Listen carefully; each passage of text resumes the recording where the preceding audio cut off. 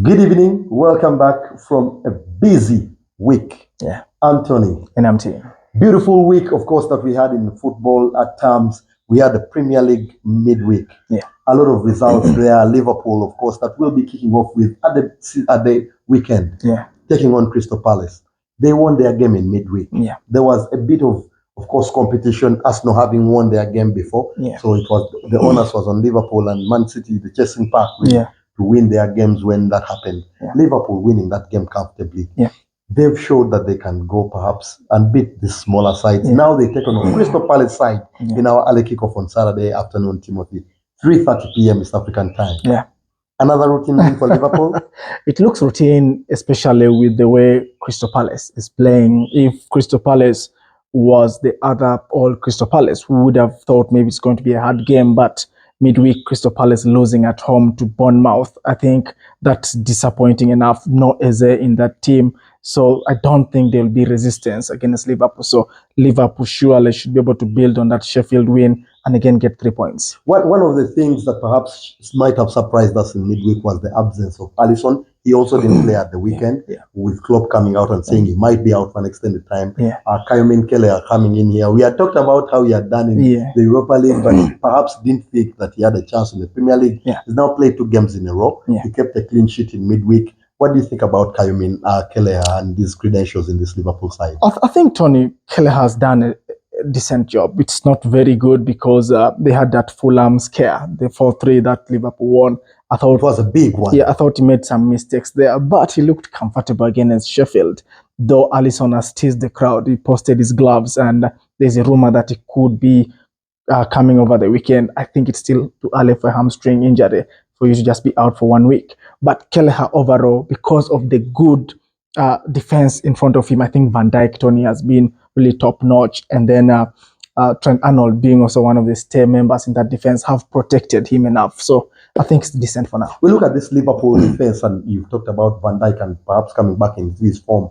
Konate posted brilliant statistics against Sheffield in midweek, with having almost 14 duels won. He had the best number of tackles, most number of interceptions. He was perhaps the Konate that Liverpool might have thought they purchased when he came in, Ibrahima, but he hasn't yet perhaps showed that level. And now if he starts standing up like that, especially in a congested fixture like this December period, perhaps Liverpool will be able to benefit from him in this particular one. Yeah, they should be able to benefit. And it goes back, Tony, to what we discussed.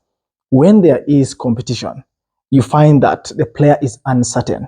But now for Konate, knowing that Joel Matip is out for almost the entire season, he knows he's going to play week in, week out. So that is going to build his confidence. And having played very brilliantly against Sheffield, this could be maybe a kickoff for him. And we talk about Trent Alexander-Arnold. Yeah, brilliant guy. Trent Alexander-Arnold now has, I think, over 70 assists. Yeah. He's just behind Robertson, another Liverpool player.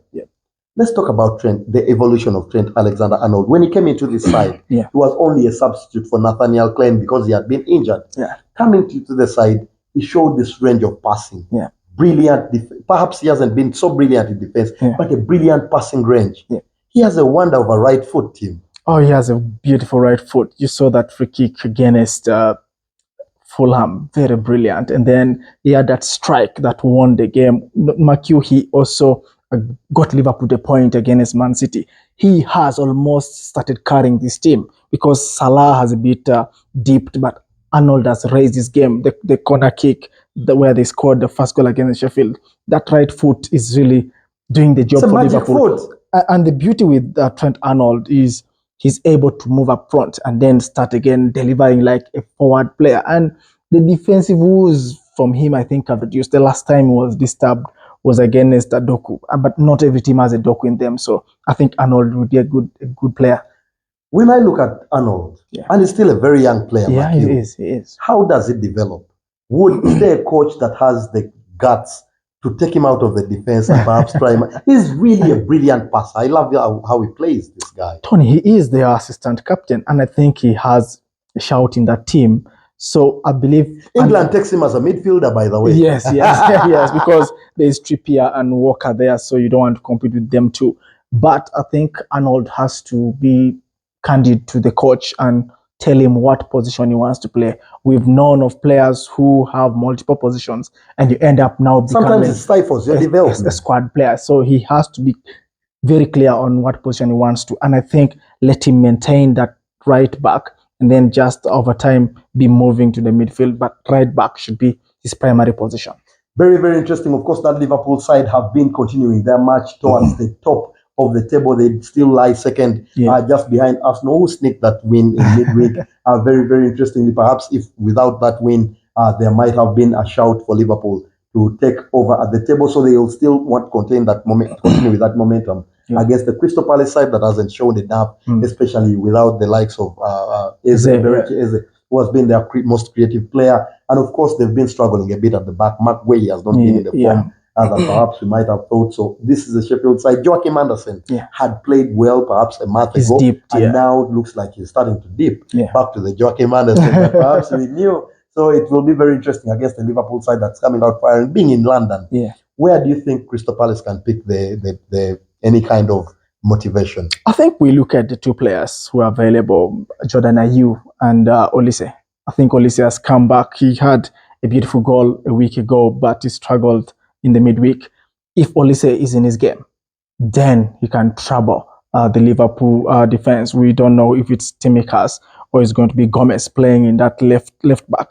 I think Olise can have a go on them. Then maybe Edouard can also be one of the front runners who will try and nick here and there, but Liverpool will be strong enough for Crystal Palace. Prediction? I've gone for Liverpool win. I think Crystal Palace will score, but Liverpool wins the 3-1. Interesting one. I think Liverpool, again, being an early kickoff, sometimes we want to give all sorts of doubt, but Liverpool, fresh from their win against Sheffield, they should be able to see this one out as well. I've gone for a narrow win, 2-1 for Liverpool in this particular one. Don't go anywhere. We'll be coming to you back with the other results and predictions. Stay tuned.